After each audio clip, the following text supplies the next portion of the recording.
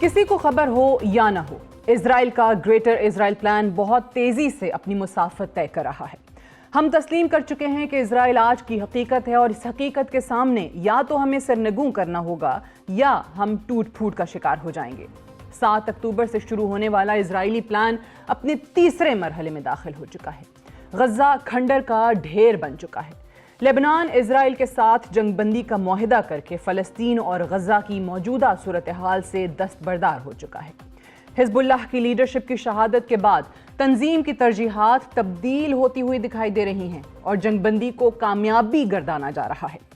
شہید حسن نصر اللہ کا کہنا تھا کہ غزہ میں جنگ بندی کے بغیر لبنان جنگ بندی کا کوئی معاہدہ تسلیم نہیں کرے گا، مگر وہ نہ ہو سکا جو شہید حسن نصر اللہ سوچتے اور کہتے تھے۔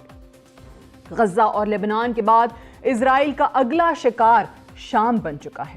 اسرائیلی افواج کی بجائے کئی بدتر دہشت گرد تنظیمیں شامی حکومت کا تختہ الٹنے کے لیے تیار ہیں اور گزشتہ 24 گھنٹوں میں حلب ایک مرتبہ زیر ہو چکا ہے اور شامی ریاست اور شامی افواج دہشت گرد تنظیموں کے سامنے بے بس دکھائی دے رہی ہیں۔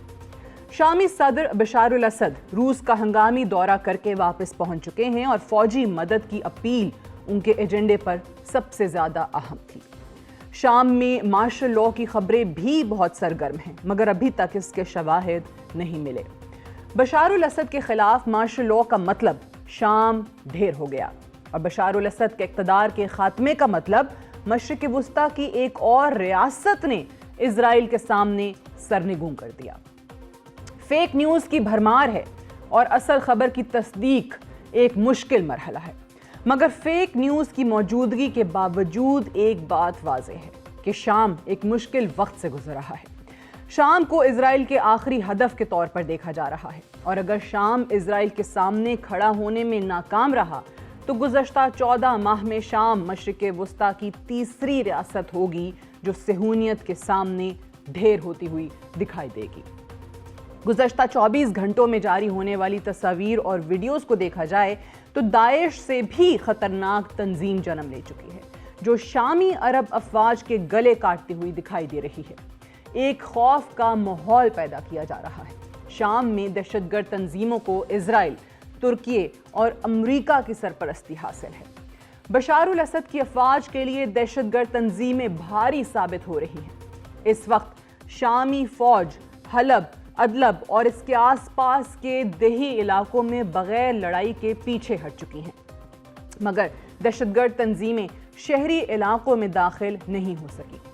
دمشق محفوظ ہے اور دارالحکومت کو ابھی تک کوئی خطرہ نہیں ہے، مگر دہشت گرد تنظیموں کی پیش قدمی خطرے سے خالی نہیں ہے۔ دوسری جانب اگر صہیونی میڈیا پر چلنے والی خبروں کو دیکھیں تو ایسا معلوم ہوتا ہے کہ اسرائیل حکومت فلسطین اور لبنان سے زیادہ دلچسپی شام کی موجودہ سیکیورٹی صورتحال میں لے رہی ہے۔ چینل 12 رپورٹ کر رہا ہے کہ اسرائیلی افواج براہ راست کارروائی میں حصہ لینے کے امکانات کا بھی تذکرہ کر رہی ہیں۔ اسرائیل کا شامی میدان جنگ میں اترنے کا مطلب ہوگا کہ اسرائیل اپنے گریٹر اسرائیل پلان کی تکمیل کی خاطر کچھ بھی کر گزرنے کے لیے تیار ہے۔ شام ہی وہ ملک ہے جس کے راستے ایران، لبنان اور حماس کی مدد کرتا ہے۔ شام کے کمزور ہوتے ہی مشرق وسطیٰ میں اسرائیل کی طاقت کا مقابلہ ناممکن ہوگا اور اسرائیل کے سامنے سرنگوں ہونے کے سوا کوئی چارہ نہیں ہوگا۔